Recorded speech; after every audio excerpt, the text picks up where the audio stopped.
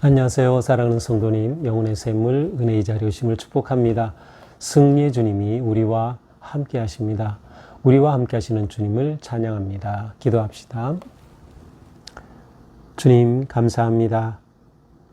오늘도 말씀으로 저희들을 깨우치고 세워주실 주님 감사합니다.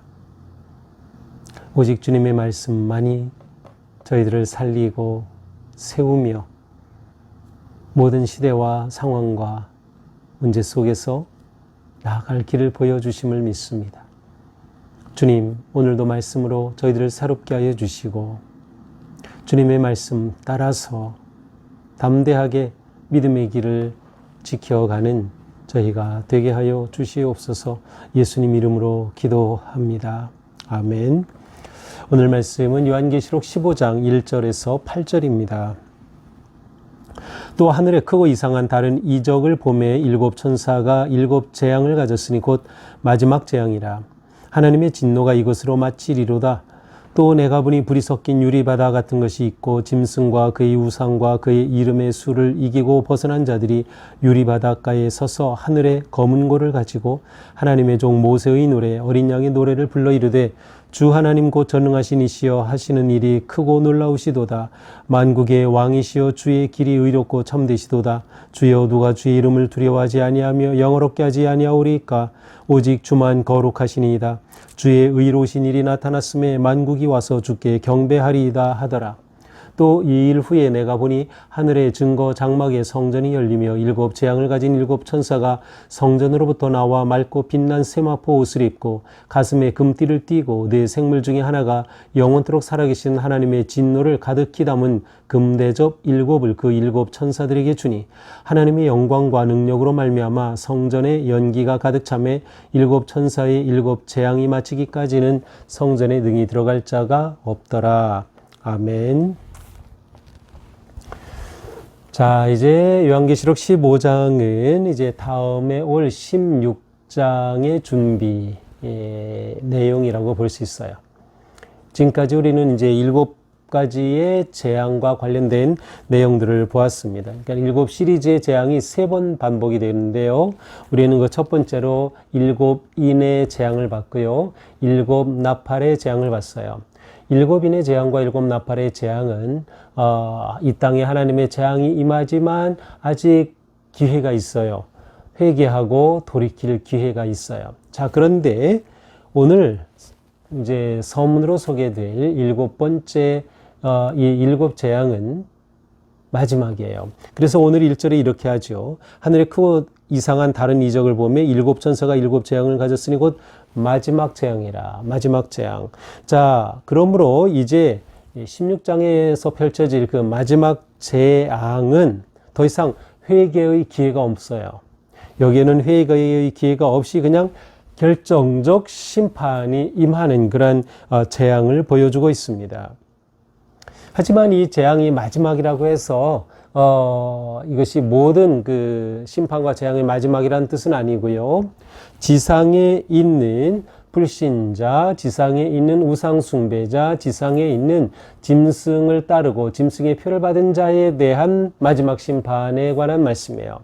자, 그럼 이 이후에는 그럼 무엇이 나오나? 이후에는 바로 악의 그 근본적인 세력인 사탄에 대한 하나님의 심판의 이야기가 나와요. 그래서 이제 16장이 지난 후에는 이제 17장, 18장에는 이제 뭐 바벨론의 멸망에 관한 말씀이라든지 또 19장에는 거짓 그런 적 그리스도와 거짓 선지자의 멸망의 말씀이라든지 또 20장에는 사탄의 결박과 천년왕국에 대해서 그리고 20장 후반에는 사탄에 대한 심판과 멸망 그리고 20장 이르러서는 이제 최후의 심판의 말씀이 나와요.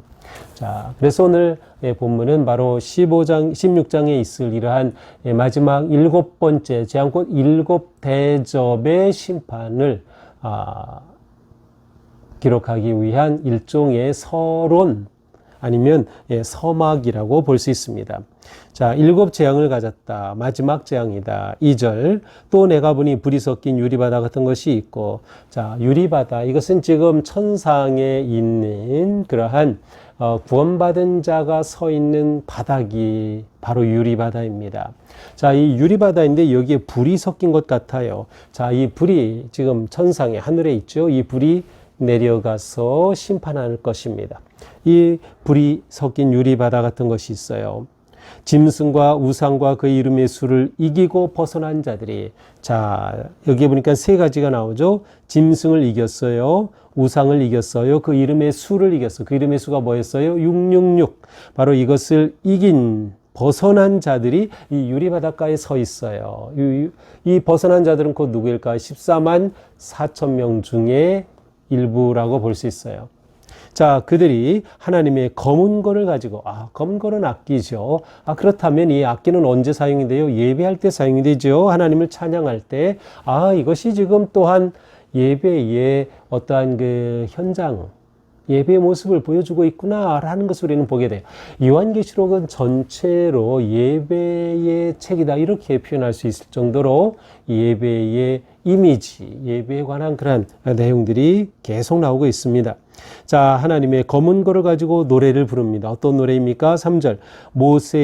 종 모세의 노래, 어린 양의 노래. 모세의 노래인 어린 양의 노래를 부릅니다. 자, 모세의 노래는 무엇일까요? 모세는 출애굽을 이끌어온 그런 하나님의 지도자였죠. 그리고 이 출애굽을 통하여서 홍해를 갈랐고요. 홍해를 갈라 그들을 약속의 땅으로 인도한, 다시 말하면 어린 양 예수 그리스도는 모세와 같이 새로운 출애굽, 새 하늘과 새 땅을 향한 새로운 출애굽, 곧 새로운 구원의 주가 되심을 보여주는 것이에요. 따라서 이러한 어린 양의 노래, 하나님의 종 모세의 노래 속에는 하나님에 대한 놀라운 그러한 찬양이 담겨 있어요. 3절에 어떻게 됐어요? 전능하신 하나님, 그죠? 크고 놀라우시다. 만국의 왕이시다. 주의 길이 의롭고 참되시다. 또 주가 주의 이름을 두려워하지 않으랴. 그 이름은 두렵다. 그 이름을 영화롭게 하지 않을 수 없다. 오직 주만 거룩하시다. 만국이 주께 경배하라. 자, 이와 같은 내용으로 어린 양의 노래를 부르는 것입니다. 누가? 천상에 있는 구원받은 자들이 유리 바다에 서서 부르고 있는 것이죠. 자, 이 노래는 사실 14장 3절에 가서 보면 이러한 표현이 나와요. 이런 말씀. 그들이 보좌 앞과 네 생물과 장로들 앞에서 새 노래를 부르니, 기억나시죠? 새 노래를 불렀어요. 이 노래를 배울 자가 없더라. 14만 4천 밖에는 이 노래를 배울 자가 없더라. 자, 따라서 이 새 노래가 바로 지금 여기에서 부르는 오늘 본문 3절 4절이에요.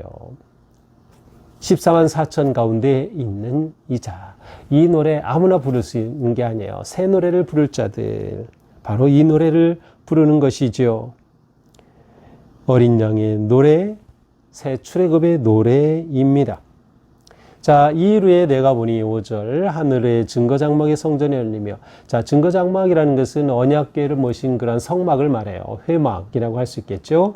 자, 하늘의 증거장막이 있던 것은 무엇을 말할까요? 이 땅에 있었던 성막, 회막이 있었고 성전이 있었죠. 이것의 원형이 지금 하늘에 있는 것이에요. 바로 그것을 보여주는 거죠. 하늘의 성전이 열리면서 7 재앙, 자, 7 재앙 16장부터 나온다 그랬어요. 7 재앙을 가진 7 천사가 성전으로부터 나와 말곱이 난 세마포 옷을 입고 가슴에 금띠를 띠고 있어요. 이 모습은 제사장의 모습이죠.